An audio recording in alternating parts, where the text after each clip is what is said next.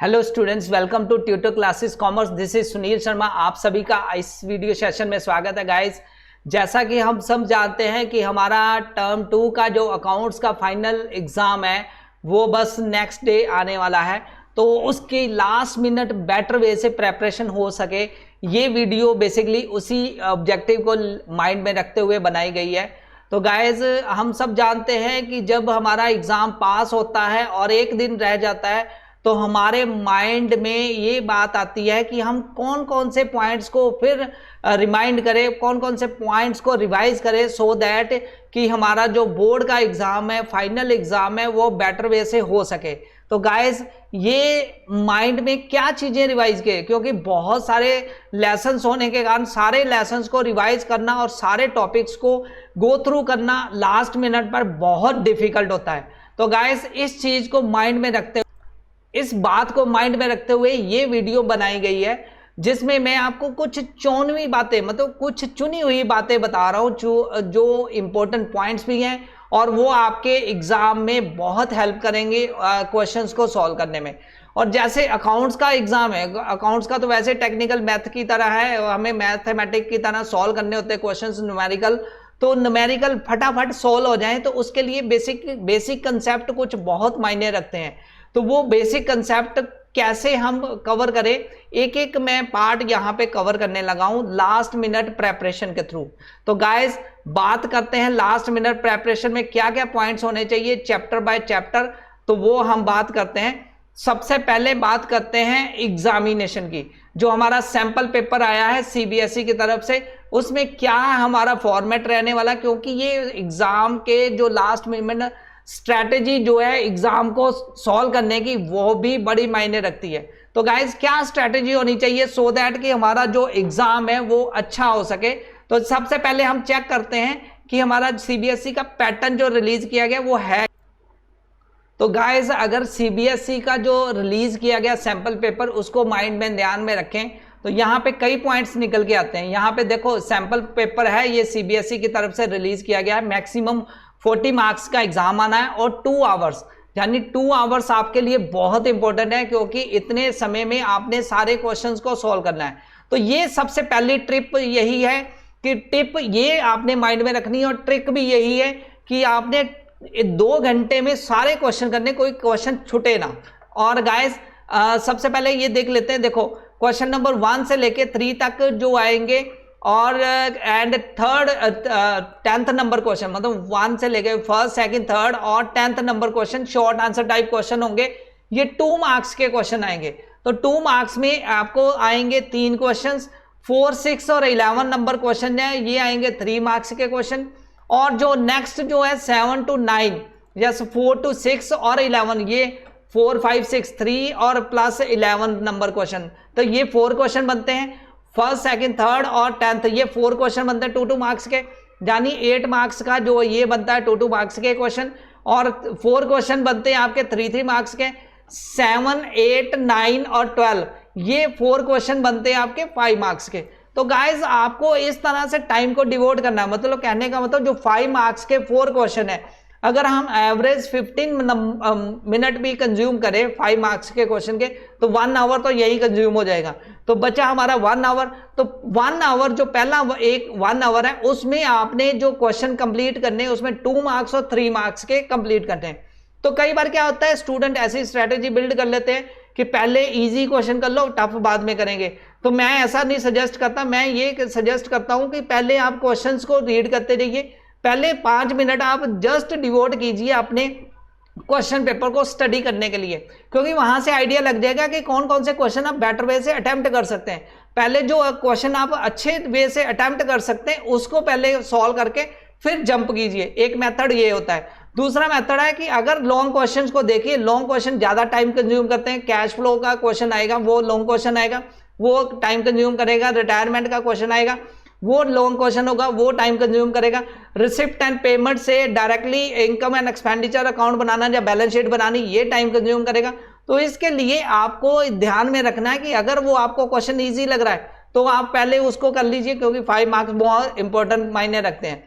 तो अगर वो आपको लगता है कि इस पे थोड़ा सा आपको सोचना है, थोड़ा सोच के क्वेश्चन को आंसर देना है, तो फिर पहले आप शॉर्ट क्वेश्चंस को आंसर को दीजिए। ये डिपेंड करेगा आपकी स्ट्रेटजी ऑन द स्पॉट जब क्वेश्चन पेपर आपके हाथ में आएगा। तो गाइस ये पहली स्ट्रेटजी होनी चाहिए कि कौन से क्वेश्चन कैसे अटेम्प्ट करने हैं। नेक्स्ट बात करते हैं, अब हम कुछ टिप्स एंड ट्रिक्स जानते हैं, वो माइंड में रिवाइज कर लेते हैं एक बार, सो दैट कि आपके जो चैप्टर्स हैं सारे चैप्टर अच्छे वे से प्रिपेयर हो। तो गाइस सबसे पहले बात करते हैं एनपीओ की।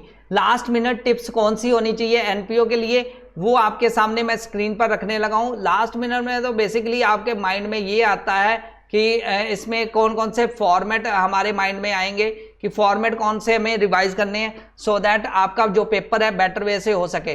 तो फॉर्मेट के ऊपर आपने कोशिश करनी है कि फॉर्मेट आपको अच्छे वे से समझ लग सके। तो सबसे पहले हम बात करते हैं यस कौन सा फॉर्मेट जो इंपॉर्टेंट है। इसमें बेसिकली एक क्वेश्चन तो आएगा सब्सक्रिप्शन के ऊपर। तो सब्सक्रिप्शन के ऊपर जो फॉर्मेट आता है वो आपके सामने है स्क्रीन पर।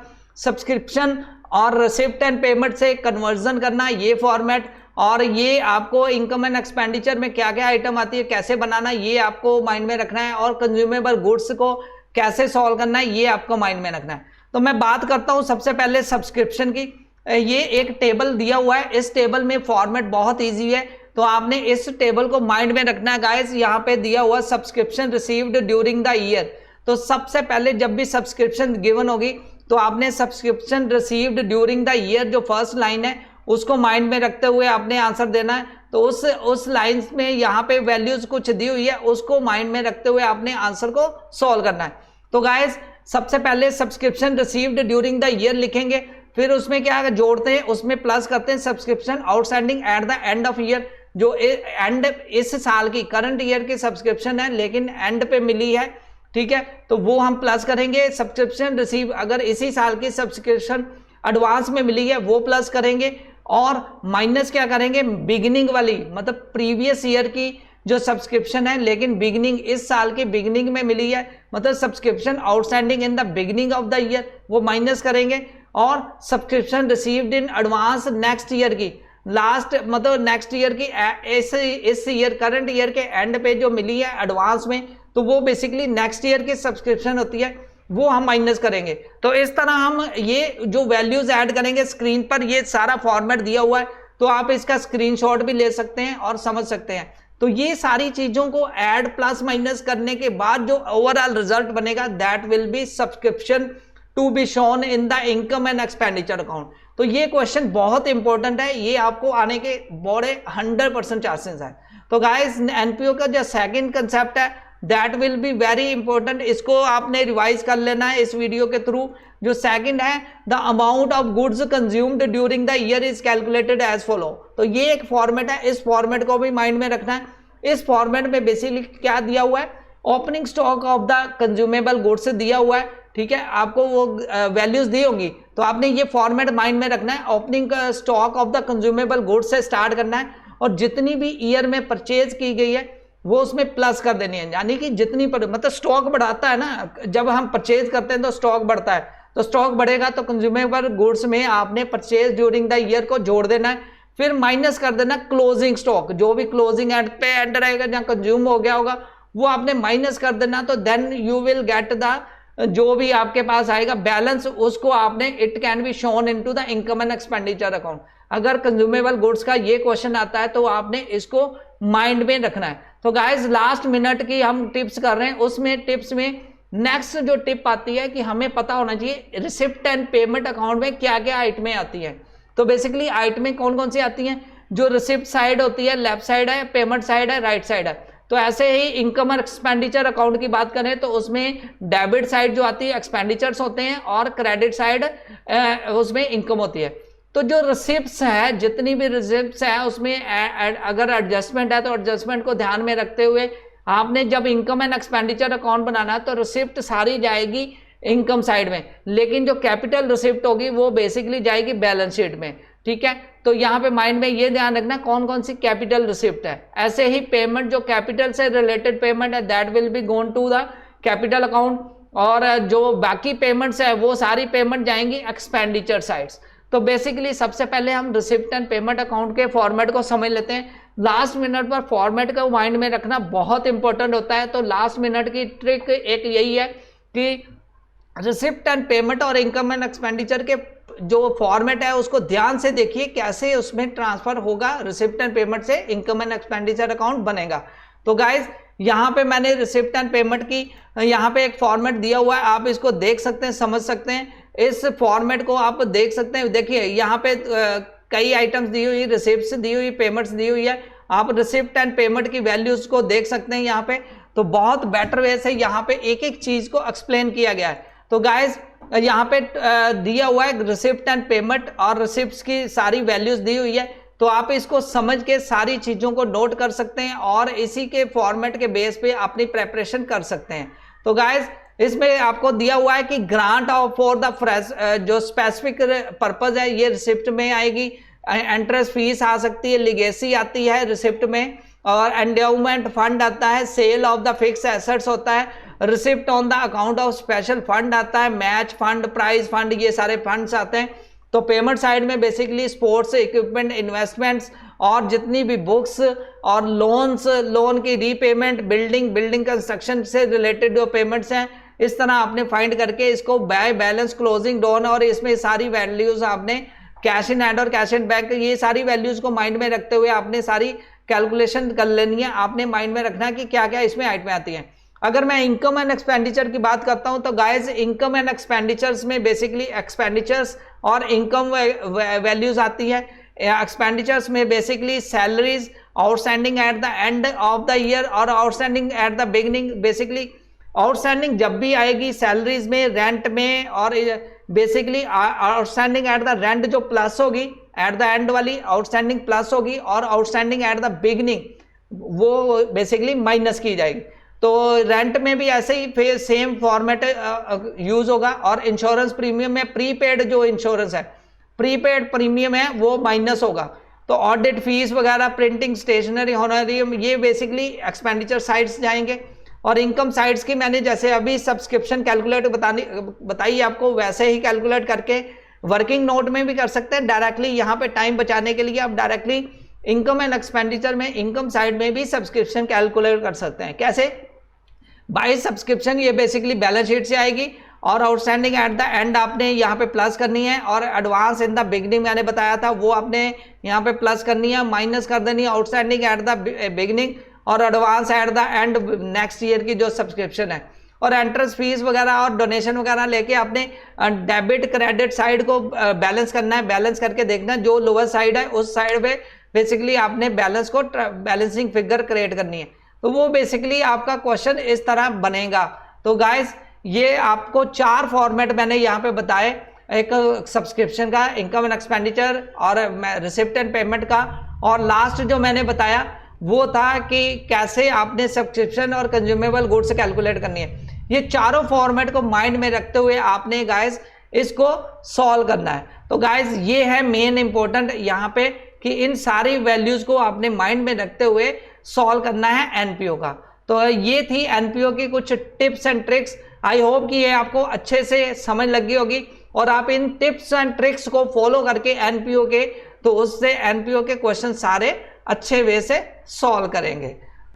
एनपीओ की टिप्स एंड ट्रिक्स जानने के बाद अब नेक्स्ट हम जानते हैं रिटायरमेंट ऑफ पार्टनर और डेथ से रिलेटेड कुछ इंपॉर्टेंट कंसेप्ट, और वो वाली टिप्स जो लास्ट मिनट पर हमें माइंड में रखनी है। तो बाय गाइस बढ़ते हैं लास्ट मिनट टिप्स के ऊपर जो रिटायरमेंट चैप्टर की है। Guys last minute preparation tips में अब बात करते हैं रिटायरमेंट और death of A partner chapter से।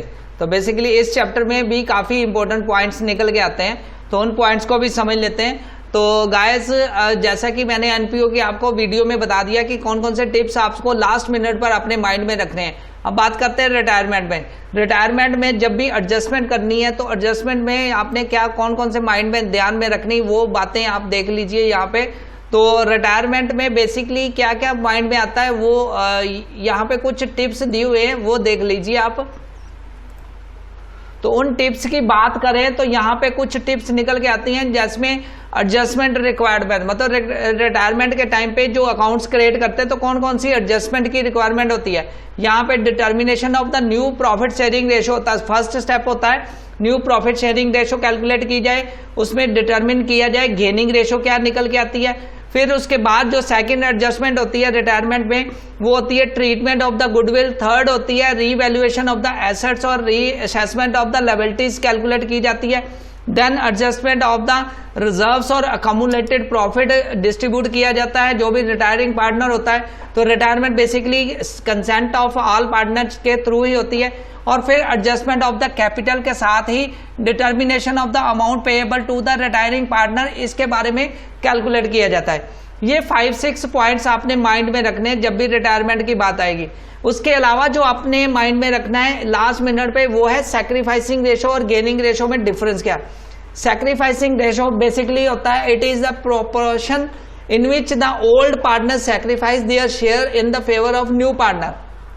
Sacrificing ratio basically eight the time of new partner के एडमिशन के टाइम पे कैलकुलेट की जाती है। गेनिंग रेशो क्या होती है, it is the proportion in which the old partner acquire the outgoing partners share, मतलब आउटगोइंग जो पार्टनर होता है उसका जो शेयर होता है, जो एग्जिस्टिंग पार्टनर है, जो एक्टिव पार्टनर है, वो जब गेन करते हैं जे at the time of death और डिसीज और रिटायरमेंट पार्टनर के टाइम पे गेनिंग रेशो जो होती है वो कैलकुलेट की जाती है। जनरली इट इज जो सैक्रिफाइसिंग रेशो है it is calculated at the time of admission of new partner, मैंने बताया अभी। और गेनिंग जो रेशो होती है बेसिकली वो कैलकुलेट की जाती है at the time of retirement of the death और ए पार्टनर। तो बेसिकली सैक्रिफाइसिंग रेशो को कैलकुलेट करने का फार्मूला क्या है, old ratio minus new ratio, ये आपने माइंड में रखना है। गेनिंग रेशो कैलकुलेट करने का फार्मूला है new ratio minus old ratio. तो गाइस ये पॉइंट आपने ध्यान में रखते हैं। अब बात करते हैं डिसीज पार्टनर्स कैपिटल अकाउंट कैसे बनता है, उसके माइंड में उसको भी आपने माइंड में रखना है कि कैसे क्या क्या डिसीज के बारे में जब भी आता है तो डिसीज पार्टनर का share as amount payable to the deceased partner जो है वो कैसे कैलकुलेट की जाती है। The share of the deceased partner can be ascertain by the following preparing the capital account. तो जो डिसीज पार्टनर का कैपिटल अकाउंट होता है, मतलब जिसकी पार्टनर की डेथ होती है उसका कैपिटल अकाउंट में क्या क्या बातें आपने ध्यान में रखनी है। वहां पे सबसे पहले तो करंट अकाउंट आएगा, डेबिट बैलेंस आएगा और उसके बाद अनडिस्ट्रीब्यूटेड लॉस ये डेबिट साइड आएंगे। रीवैल्यूएशन अकाउंट में अगर लॉस हुआ तो ये भी डेबिट साइड आएगा। ड्रॉइंग अगर उसने की है डिसीज पार्टनर ने that will be also written in the debit side of the partner's capital account. Profit and loss suspension जो भी है शेयर इन लॉस वो भी डेबिट साइड आता है। डिसीज पार्टनर्स एग्जीक्यूटर्स अकाउंट वो बैलेंसिंग फिगर कैलकुलेट की जाती है। अगर क्रेडिट साइड की बात करें तो ओपनिंग बैलेंस जो आता है स्टार्टिंग में, तो basically by current account credit balance आएगा, इंटरेस्ट और कैपिटल आएगा क्रेडिट साइड। सैलरी कमीशंस अगर उसको मिलती है तो वो क्रेडिट साइड नोट की जाएगी। अनडिस्ट्रीब्यूटेड प्रॉफिट वगैरह वो भी क्रेडिट साइड नोट किया जाएगा। गुडविल यस गुडविल भी हमने जो कैलकुलेट की थी, मैंने बताया था रिटायरिंग पार्टनर या डिसीज पार्टनर के केस में भी गुडविल कैलकुलेट की जाती है, तो वो किस साइड आती है, वो क्रेडिट साइड आती है। Revaluation account that will also comes in the profit, अगर प्रॉफिट है तो वो क्रेडिट साइड, अगर लॉस है तो वो मैंने बताया वो आता है डेबिट साइड। फिर जनरल रिजर्व वगैरह डिस्ट्रीब्यूट किया गया है उसकी रेशो के accordingly that also comes in the credit side of the ये पार्टनर जो है डिसीज पार्टनर उसके अकाउंट में। तो ये बातें ध्यान में रखनी है जब आपने डिसीज पार्टनर का कैपिटल अकाउंट क्रिएट करना है। इसके अलावा जो माइंड में आपने रखना है guys, calculation of gaining ratio under different cases. तो ये अलग अलग 3 केसेस हैं जिसमें आपने गेनिंग रेशो को कैलकुलेट किया जाता है।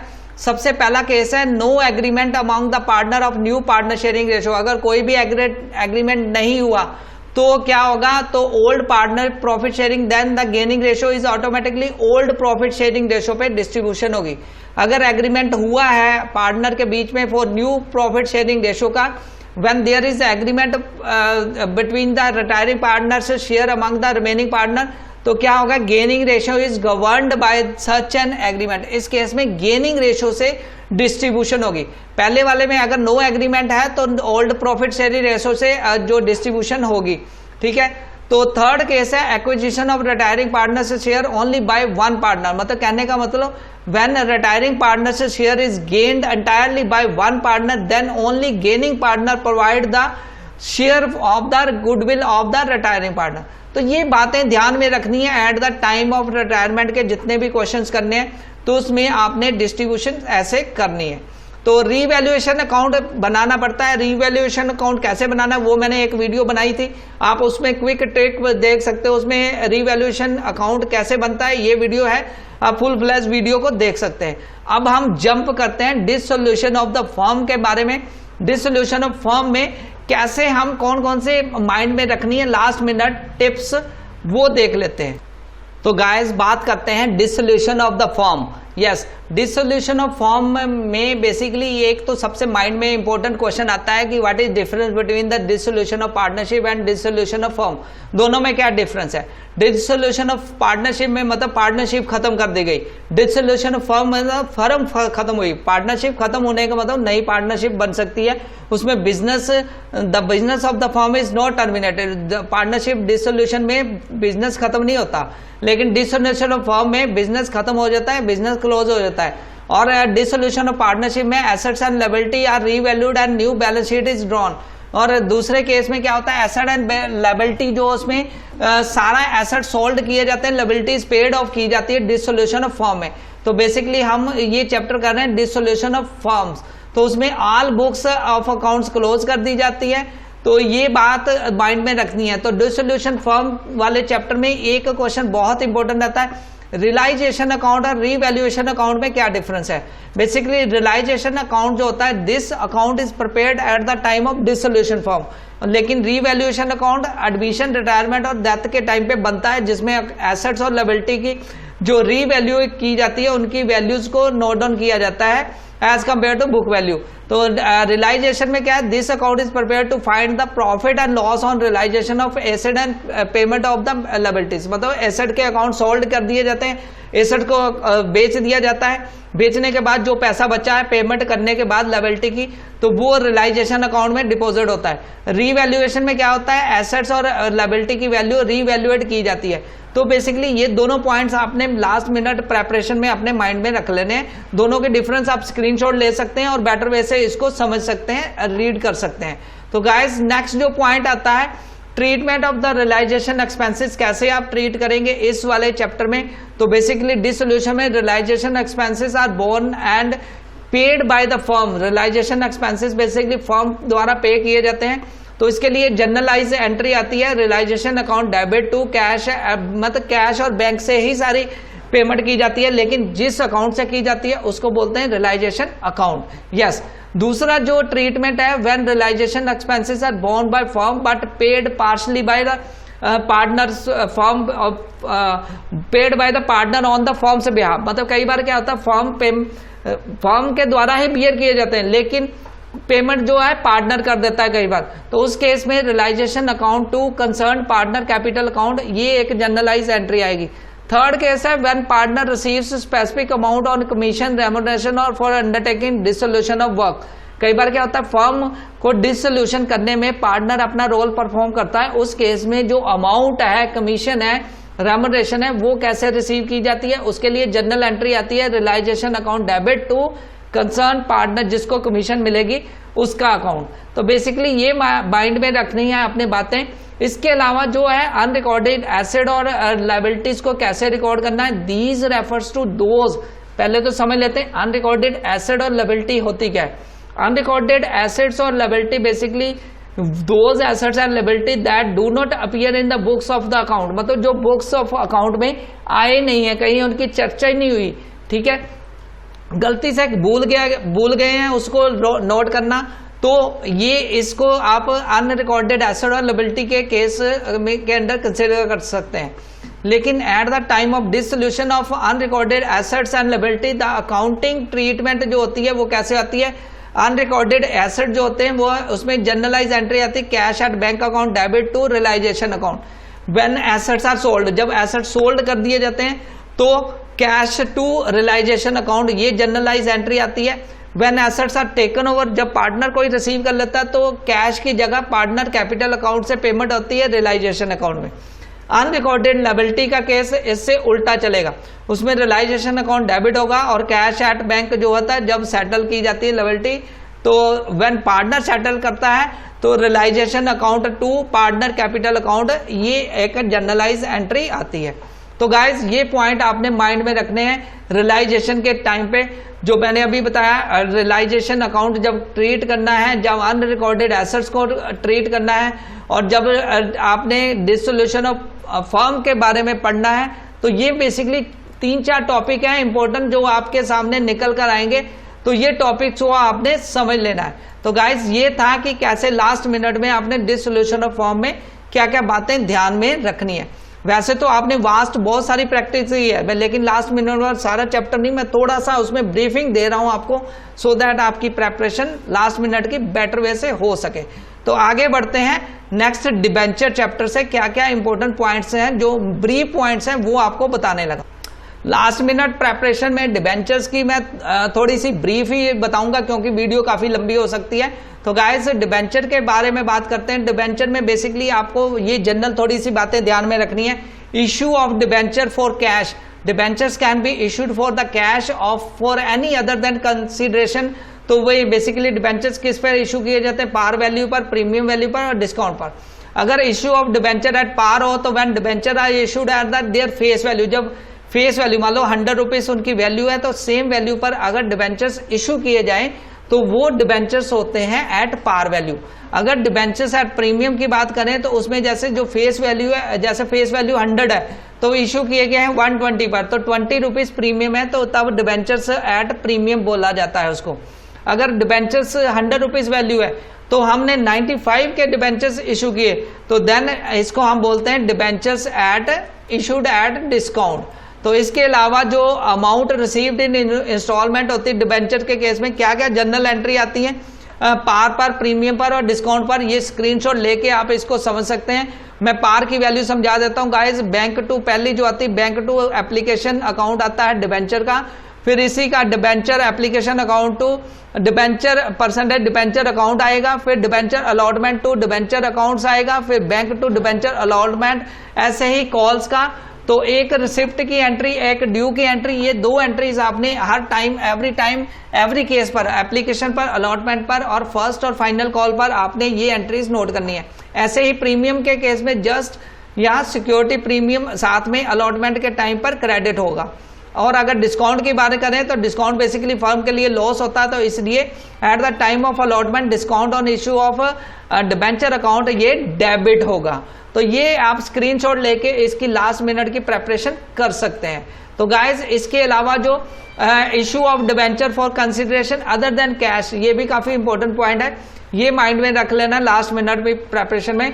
Debentures can be issued for the consideration other than cash, मतलब कैश के अलावा जब डिबेंचर इशू किए जाते हैं, कैश के अलावा का मतलब होता है कि यहाँ पे एसेट्स इशू किए जाए, मतलब उतने का कैश ना लिए और एसेट्स के बदले। तो पहला केस है issue of the debenture to the vendor for the purchase of assets.